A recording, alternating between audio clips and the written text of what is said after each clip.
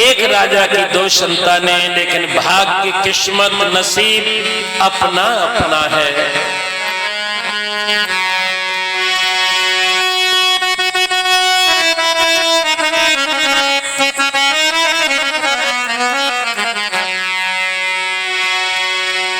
कि एक वृक्ष की और दो डाली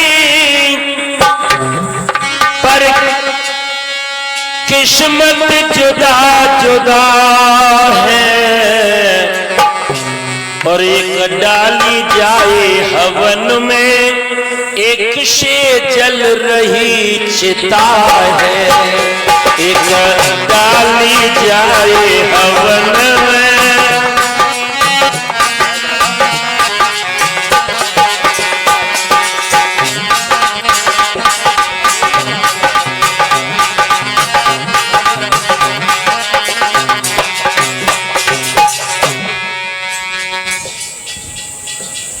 हाँ तो ये गाएगा इसको।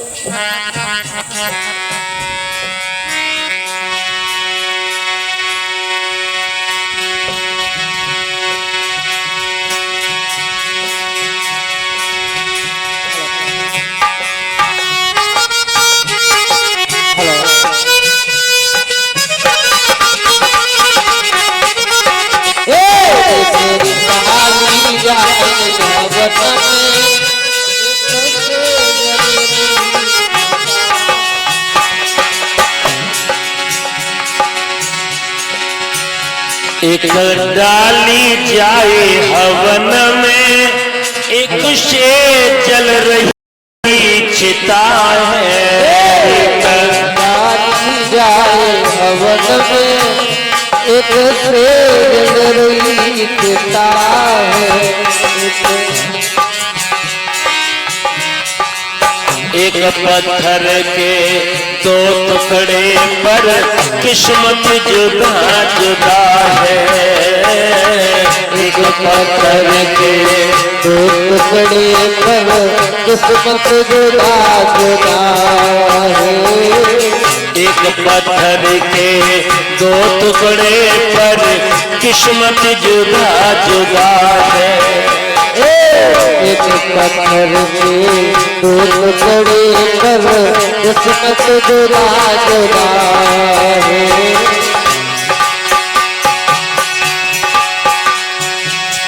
एक तो शंकर बन के पूजता, एक सीढ़ी बीच जड़ा है। एक डाली जाए हवन में, एक से जल रही चिता है।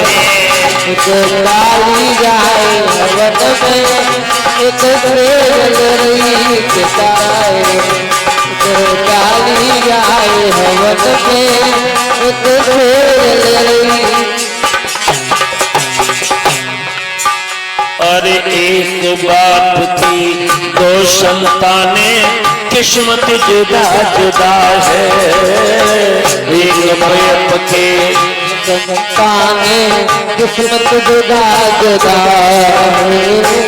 एक बाप के दो बेटा पर किस्मत जुदा जुदा है। एक बाप के दो बेटा पर किस्मत जुदा जुदा। एक तो रहता बीच भवन में,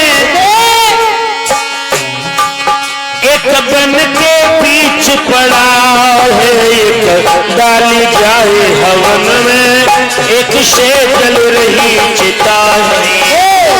डाली जाए हवन में, एक से जल रही चिता है। डाली जाए हवन में, एक से जल रही। एक वृक्ष की दो डाली पर किस्मत जुदा जुदा है। एक डाली आए हवन में और एक से जल रही चिता। कुम्हार मटकी को बनाता है, लेकिन उस मटकी की एक ही मिट्टी है, लेकिन मटकी का भाग्य का पता नहीं। मरघट में जाएगा या वो कथा के कलश में बन करके आएगा। इसी प्रकार से हर इंसान की किस्मत प्रभु ने अलग अलग लिखी है। श्रोताओं, ध्रुव को मौसी ने जब पिटाई कर दी है तो ध्रुव रो करके मैया के समीप पहुंचा और मैया सुनीति से एक बात कही, माँ मेरे पिता कौन है? ध्रुव की मैया पहले तो समझाने लगी, तुम्हारे पिता इस समय हस्तिनापुर के राजा हैं। एकदम से ध्रुव कहने लगा, वो मेरे पिता नहीं है। माँ, जब मौसी ने मुझे मारा तो मेरे पिता को तरस आना चाहिए था, मेरे पिता मोह भंग किए बैठे रहे। अरे मैया तू बता मेरे असली पिता कौन है? मैया समझ गई कि इसके साथ अच्छा व्यवहार नहीं हुआ है। एकदम से मां सुनीति कहने लगी, लाला वैसे सच्चा पिता तो तुम्हारा जगत का पिता है जो भगवान के भजन करने से मिलता है। और यो ये बात सुनी, एकदम से सुरुचि की बात ध्रुव कुमार सुनीति से कहने लगे, माँ मौसी ने मेरे तमाचा मारा, लेकिन एक शब्द कहा था, अगर तूने पूर्व जन्म में भजन किया होता तो मेरी गोदी के लायक होता, मेरी कुच्छा से जन्म लिया होता। ओ माँ, अब मैं भजन करने के लिए जाऊंगा, माँ मुझे आज्ञा दे दे। एकदम से माँ कहने लगी, लाला अभी तू छोटा है, वन में शेर सियार रहते तेरा बच्छड़ कर लेंगे, जाएगा। और बालक पर सुनीति मजबूर हो गई, दोनों हाथ बेटा ध्रुव के शीश पर रख दिए और ध्रुव चल दिए प्रणाम करके माँ को। जैसे ही चले कुछ दूरी पर राजा उत्तानपाद को समाचार मिला तो उन्होंने हरकारा को भेजा और उससे कहा, ऐसा करना हमारे बेटा ध्रुव से कहना कि तुम्हारा आधा राज्य तुम्हें दे दिया जाएगा। आकर के बताया, ध्रुव की अटल प्रतिज्ञा और हो गई। ध्रुव सोचने लगा, हे प्रभु तुम्हारे नाम को लेकर के मैं जब घर से निकला, केवल निकले तो आधा राज्य मिलने लगा, अगर मैं तुम्हारे से मिल जाऊंगा तो संसार की कोई वस्तु बाकी नहीं रहेगी। और ध्रुव कुमार लौटे नहीं, आगे चले गए, वन में पहुंचे तो क्या देखा कि मार्ग में देवर्षि नारद से उनकी मुलाकात हो गई। नारद बाबा ने पूछा, ए बालक इस वन में कहां भागा जा रहा है? तपस्या करने? किसके लिए? लाला बीड़ा को बजाते बजाते हमारे इन अंगुलियों में ठेठे पड़ गई, लेकिन अभी तक भगवान के दर्शन नहीं हुए। हाँ,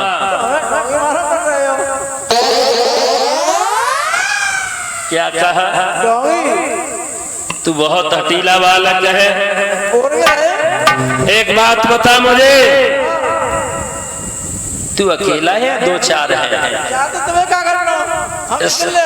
इसलिए कि वन में शेर सियार रहते तेरा बच्छड़ कर लेंगे, तेरी माँ रोते रोते मर जाएगी। जब तुम्हें ना खाओ तो हम कर लेंगे देर। लाला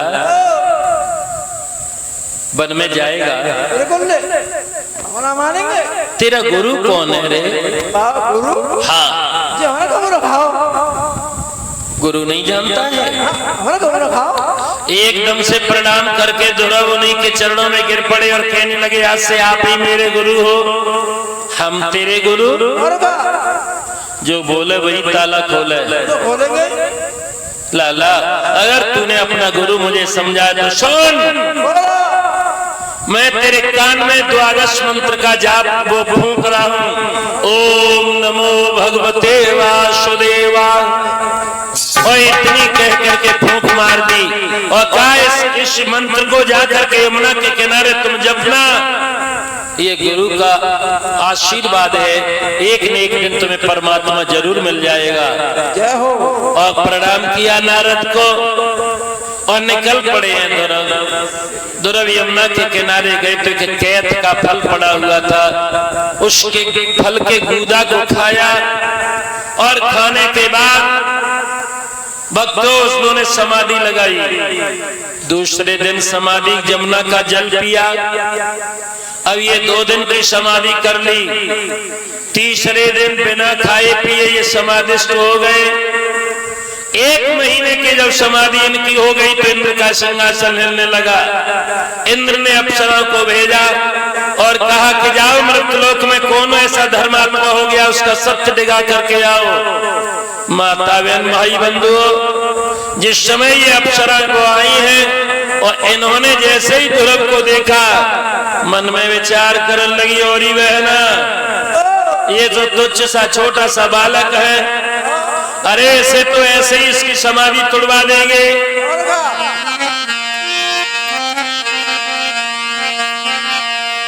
के जाए नाच कूद के रिझाई लियो, तो बालक है जय।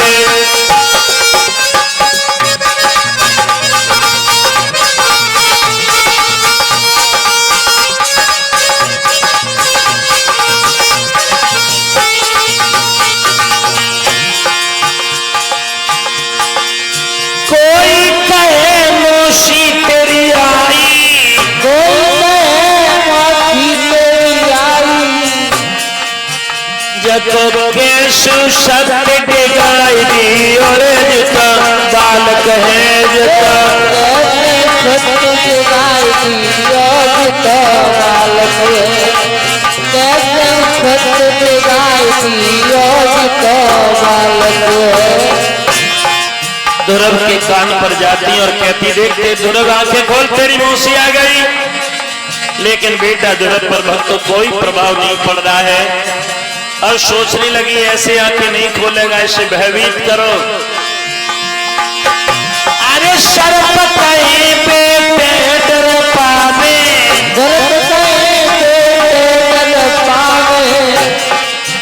जगो के सुसद बालक है, जगो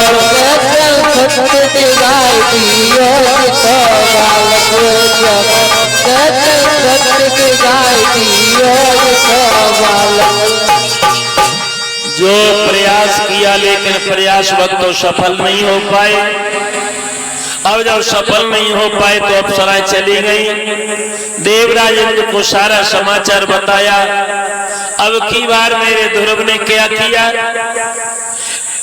2-3 माह के बाद ना तो भोजन की कोई सामग्री लेने जल लिया यमुना का, केवल निराहार पैर के सीधे पैर के अंगूठे पर खड़े हो गए, दोनों भुजाएं ऊपर को कर ली और करने के बाद इन्होंने प्राण वायु खींचना प्रारंभ किया, यानी ऑक्सीजन।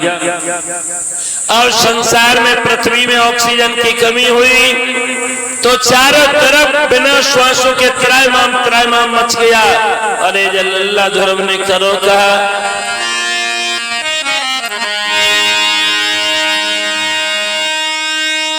आरे ध्रुव ने खींची प्राण वायु तो वायु हिली त्रिलोकों की, और कोहराम मचा ब्रह्मांड हिला, दम घुटने लगी प्राणियों की।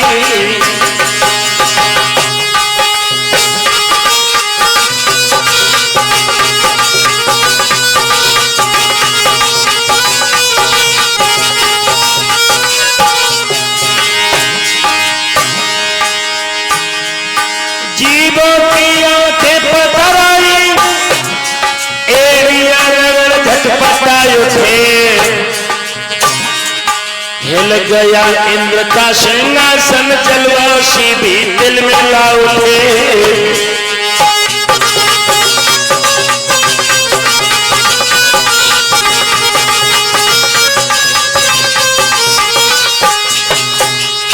ध्रुव ने जो प्राण वायु खींची, आकाश में उड़ने वाले पक्षी जमीन पर गिरने लगे, जल में रहने वाले ऊपर उतराने लगे। त्रायमाम की आवाज हुई तो भगवान बैकुंठ नरेश के कानों में ये आवाज पड़ी, और जब बैकुंठ नरेश के कानों में आवाज पड़ी तो सिंहासन को त्याग करके जहाँ पर बेटा ध्रुव तपस्या कर रहा था और उसके सामने आ गए और ध्रुव से कहा, लाला आंखें खोल लो। अरे जिसकी तुम्हें चाहत है वो तुम्हारे सामने है। लेकिन ध्रुव ने आंखें नहीं खोली।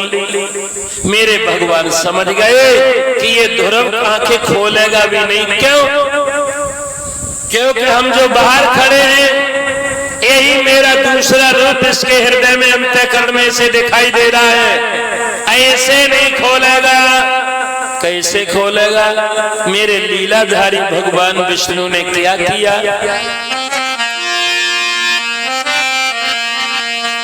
कि श्री कमलापति ने अरे सोची यही और वह मनो मूर्ति गायब कर दी।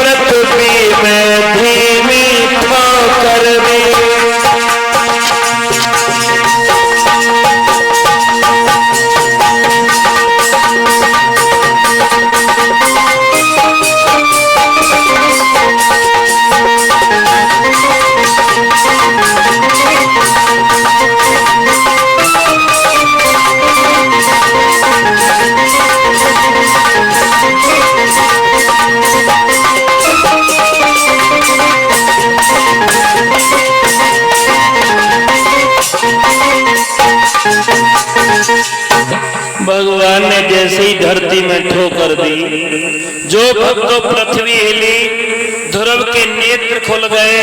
ध्रुव जो अंतःकरण में भगवान के दर्शन कर रहे थे वो सचमुच सामने दिखाई दिए।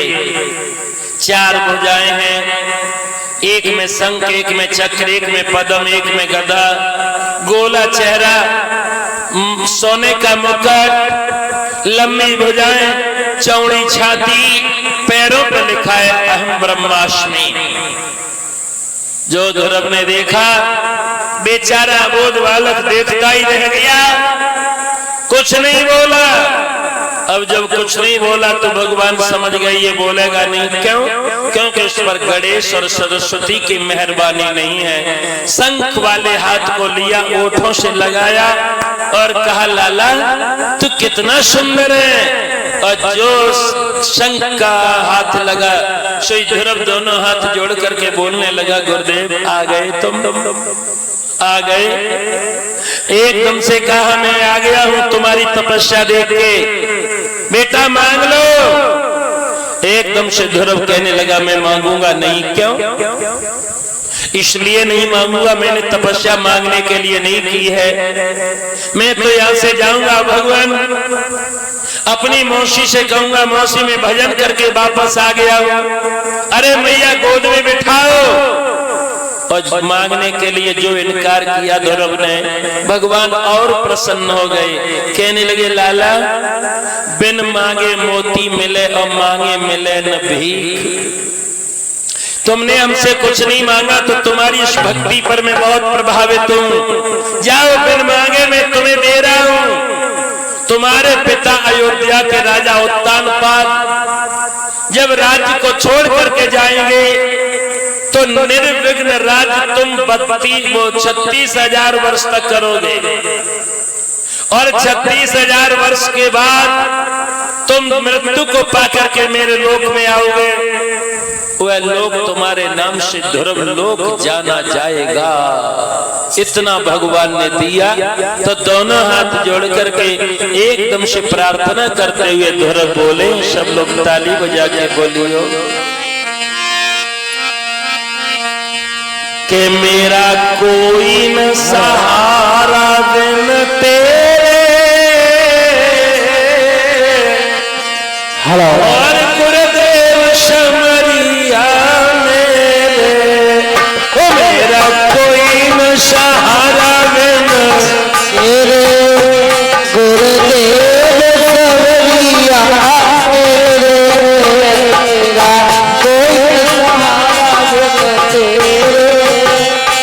गुरुदेव सवरिया मेरे। वो मेरा कोई न सहारा बिन तेरे गुरुदेव सवरिया मेरे। मेरा कोई न सहारा बिन तेरे गुरुदेव सवरिया मेरे।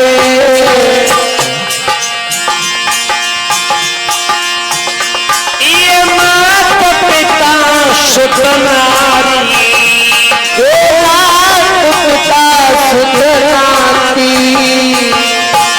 सब मतलब के अधिकारी। सब मतलब के अधिकारी। काटो जन्म मरण के गुरुदेव सवरिया मेरे। तो काटो जन्म मरण के गुरुदेव सवरिया मेरे। मेरा कोई न सहारा बिन तेरे गुरुदेव सवरिया मेरे। मेरा कोई न सहारा बिन तेरे गुरुदेव सवरिया मेरे।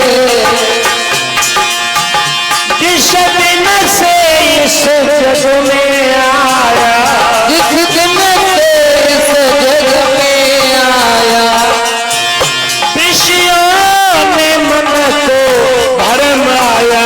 खुशियाँ ने मन को भरमाया। मैं तो सही रहे कष्ट घनेरे गुरुदेव सवरिया मेरे। सहे रहे कष्ट घनेरे गुरुदेव सवरिया मेरे। वो मेरा कोई न सहारा बिन तेरे घनश्याम सवरिया मेरे। मेरा कोई न सहारा बिन तेरे घनश्याम